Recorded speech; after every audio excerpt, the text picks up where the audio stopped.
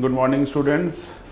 Today we will discuss an important topic of modern algebra, that is the ideals. So earlier we studied group theory, and it is similar. There we studied normal subgroup. So in the group there is normal subgroup, and when we study ring theory, then there is ideal. So both have similar importance, and we moving forward we'll see that what is the meaning of ideal. So the definition says that a non-empty subset I of a ring R is called a right ideal of R if it satisfied two conditions. So first of all, the most important thing here is to see is a non-empty subset. Usually we as a student remember only these two conditions. But here also you have to see that a non-empty subset. So whenever you are given an ideal I, where you have to prove that I is an ideal, then first of all show that I is non-empty, that is I is not equal to 5. Okay. So first of all, a non-empty subset I of a ring is called a right ideal of R if A, for every A comma B belonging to I, A minus B also belongs to I. That is, if A comma B belongs to that set, then A minus B also belong to that set. Here you will be knowing that the minus shows that the inverse of that operation. That is, here we have taken the operation would be plus, so A minus B. Do not consider it minus that minus. The operation could be anything. It is similarly that if the operation is it says multiplication, then this would be AB inverse belongs to I. So you are very much similar to that, but I find it necessary to point it out here. And if A belongs to I and R belongs to capital R, that is the principal ring here, of which ideal we are discussing, then AR also belongs to I. Then this is called the right ideal of R. That is, if A belongs to the subset I and R belongs to the parent ring R, then AR belongs to I. Okay, so this is the right ideal. Similarly, if we see the left ideal, then I is called a left ideal of R if for A comma B belonging to I, A minus B belongs to I. It is similar to the earlier condition. But in the left ideal, we see that RA belongs to I. For A belonging to I and R belonging to R, capital R, then RA belongs to I. And I is called a two-sided or both-sided ideal of R if it's both left and right ideal. That means both left and right ideal, what it means? What are the conditions? Number 1, A minus B belongs to I. Number 2, AR belongs to I. And number 3, RA belongs to I for every A comma B belonging to I and any R belonging to parent ring. So, and when it comes to UPSC, whenever it is written ideal, we consider that it is both right ideal and left ideal. Okay, so moving ahead, we have an example here. Okay, so here Z plus dot, that is a ring of integer Z with the two operations are addition and multiplication, be the ring of integer. Then it says that E, which is a set of integer, E is a subset of Z. We see that E is a subset of Z, and it is defined as all the even integers of R. Okay, so for integers are 0, 1, 2, 3 and negative also, and E is the set of even integers, that is 2, 4, minus 2, minus 6. Then it says that E is an ideal of the ring Z with the operation addition and multiplication. So it can be easily proved here that if a comma b belongs to E, then a and b are even integers. Then we know that a minus b will also belongs to E. Since difference of two even integers is also an even integer, so a minus b will also belongs to E. And also for any element r belonging to Z, we have AR belonging to E. We know that product of an even number with any number gives an even number. So it is an ideal of integer, ideal of the ring integer with the operation addition and the multiplication. So it is an easy example, it will make things clear. Moving ahead, we have another concept, that is sum of two ideals. What is sum of two ideals? It says that if A and B be two ideals of a ring R, then A plus B is a set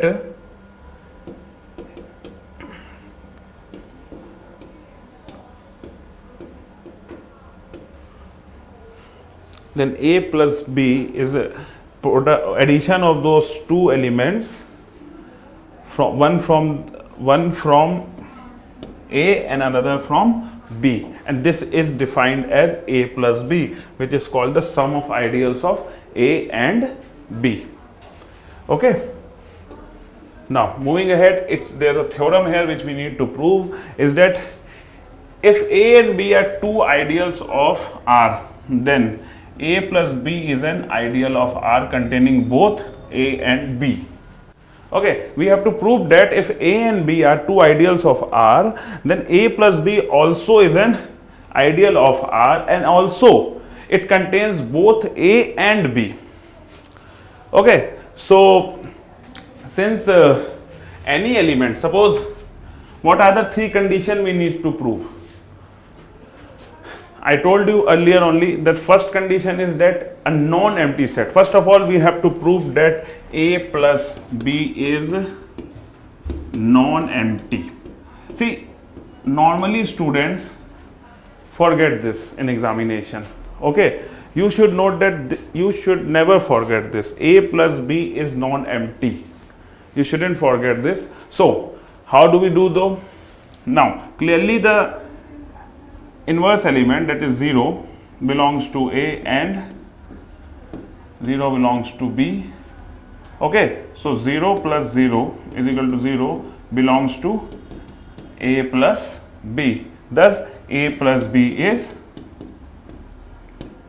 non-empty.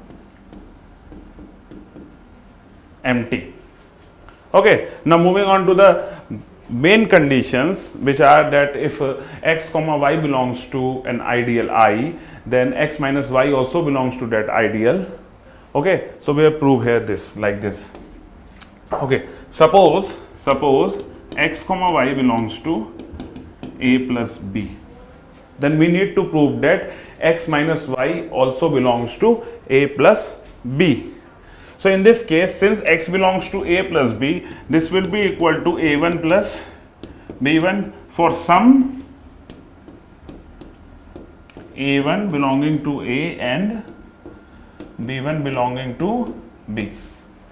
Okay, and y would be equal to A2 plus B2 for some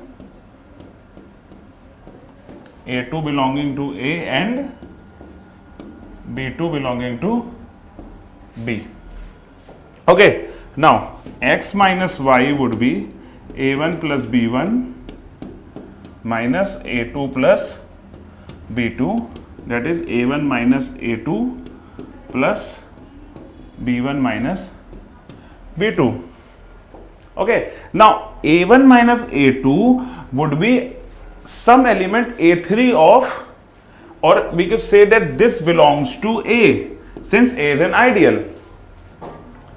It is the basic condition of an ideal that if two elements belonging to an ideal A, then their difference also belong to that subset, that ideal. So this belongs to A and this belongs to B, then clearly x minus y belongs to A plus B. Thus, we proved the first condition, that if x comma y belongs to A plus B, then x minus y also belongs to A plus B. This is the second condition. The first condition was to prove that it is a non-empty subset. Now, second condition is that if x comma y belongs to A plus B, then x minus y belongs to A plus B. Now, moving on to the third condition. Moving on to the third condition.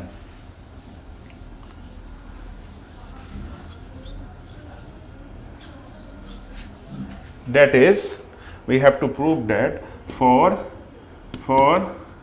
any R belonging to the parent ring, R belonging to parent ring, we have to show that, and x belonging to A plus B, we have to show that XR belongs to A plus B, and also Rx belongs to A plus B.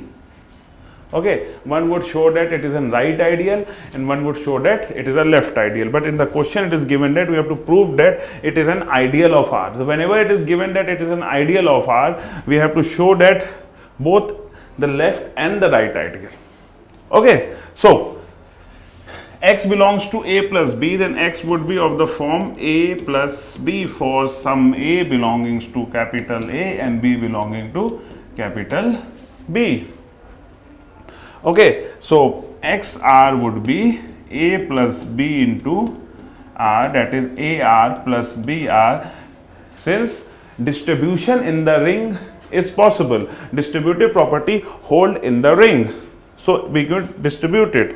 Now clearly, since A is an ideal and B is an ideal, so AR will belongs to A, this part will belongs to A, and this part will belongs to B. So thus XR belongs to A plus B. Similarly, we can show that Rx also belongs to A plus B. Thus A plus B is an ideal. We have shown all the three conditions, that is A plus B is a non-empty subset. Also we have shown that for any element, two elements x comma y belonging to A plus B, x minus y also belongs to A plus B. And thirdly, Rx and XR for any R belonging to the parent ring R and x belonging to the subset A plus B, both Rx and XR belongs to A plus B, thus showing that A plus B is an ideal for if A and B are ideal of R. Now it says that it's contain both A and B, so that A plus B. Now what do you mean by containing both A and B? Containing both A and B means that all the elements of A are also in the B. That is, containing means A is a subset of B. Okay, and B is also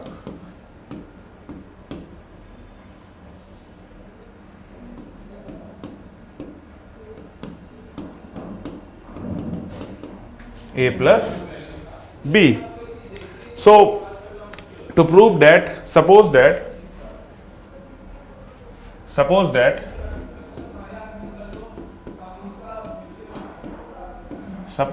any element A belongs to A, capital A.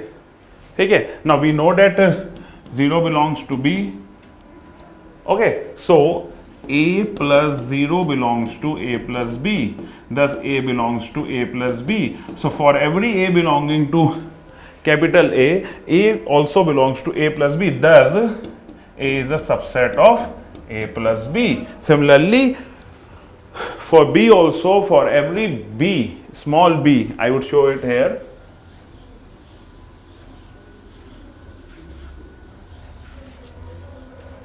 for every B belonging to capital B and 0 belonging to A, 0 plus B belongs to A plus B, that is B belongs to A plus B, which shows that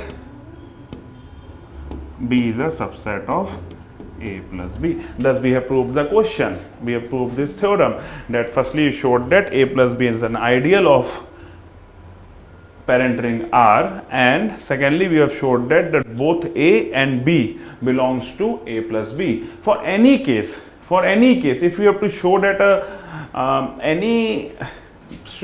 suppose we have to show that X and a subset A is a subset of B. So the procedure here is to show that we take any element X belonging to A, any element, and we show that it also belongs to B. Okay, then it clearly shows that A belongs to B. Okay, I feel that I'm very clear. Okay, so moving ahead, now we have another definition which shows that, which says that let S be a subset of ring R. Says that S is a subset of ring R, and ideal A of R is said to be generated by S if first condition is S belongs to A. S is a subset of A, sorry, not belongs to A, S is a subset of A. It says that if S is any subset of ring R and an ideal A is said to be generated by S if it follows these two conditions. Firstly, S is a subset of A. Okay, and secondly, for any ideal I of R, any other ideal of R, if S belongs to I, okay, this shows that A belongs to I. What it means is that A is the smallest ideal which could contain the subset S. What we mean by an ideal A is generated by S is that if A is a ideal of R and it contains the S, then for if S belongs to S, any other ideal I, then A also is a subset of that ideal I, which shows that A is the smallest ideal which could contain the subset S. Any ideal which is other than A, which has S in it, it would also have A in it, which shows that this. And what we write, how we write it, what is the convention? So it is that A is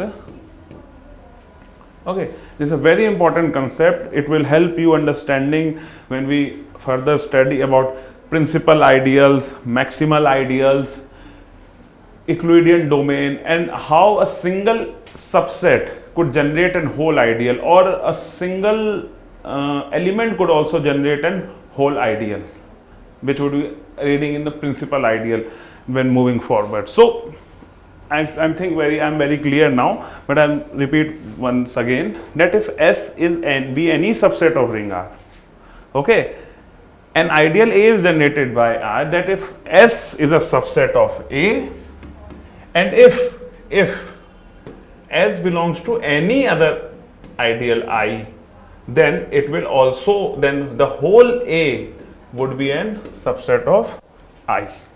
This is shown by this, and we denote it by writing A is a like this. Normally what I have learned is like this only, but in some books you can also write like this. Okay, so this is a very important concept. You can relate it to with the linear span in the linear algebra portion when we study vector spaces. So where linear span also is similar to that it is generated by this. Okay, so moving ahead,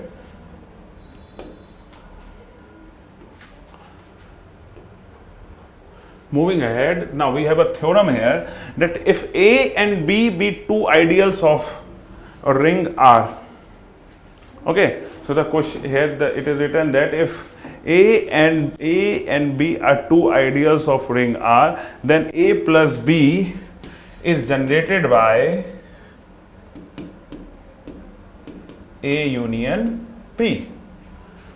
Okay, it is generated by A union B. So firstly we have to show that A plus B is an ideal, which we have shown earlier only in the previous theorem. We have shown that A plus B is an ideal.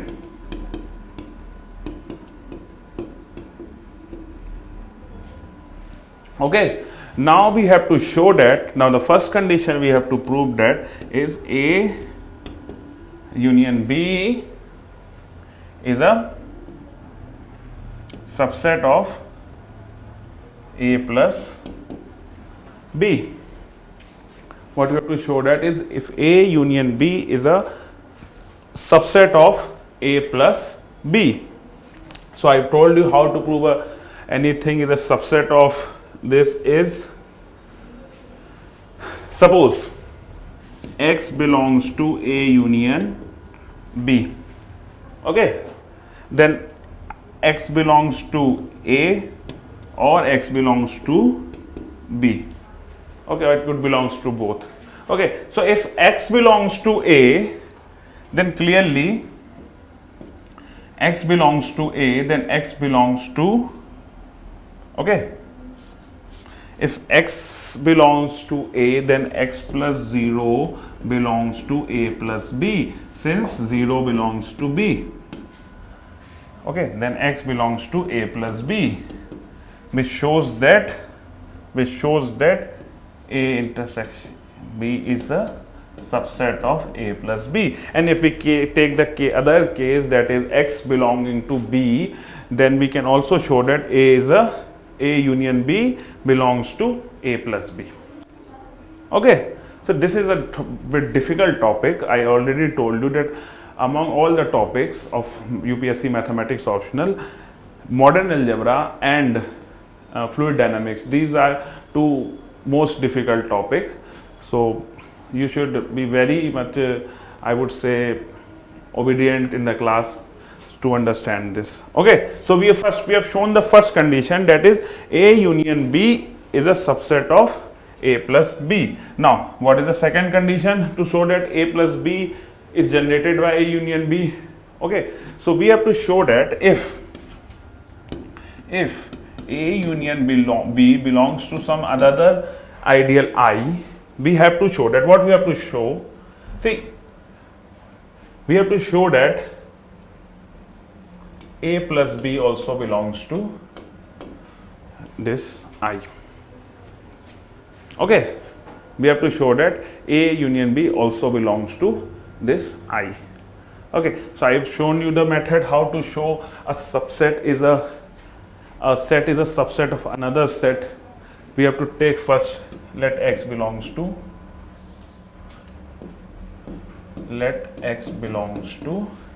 A plus B. Okay, and we have given that X belongs to A plus B, and we are given that okay, that A union B is a subset of I. So X can be written as form of A plus B for any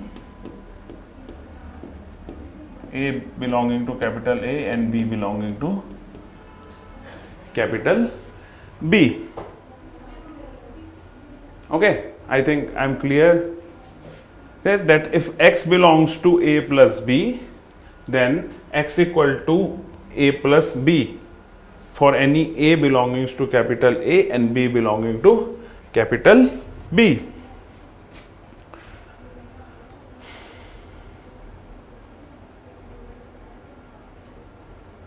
Okay, so if A belongs to A, then A also belongs to A union B, and B belongs to A union B. Thus A plus B belongs to A union B. Okay, since A belongs to A, then A will also belongs to A union B, and B belongs to B, then so A plus B belongs to A union B. But A union B is a subset of I, which shows that A plus B belongs to I.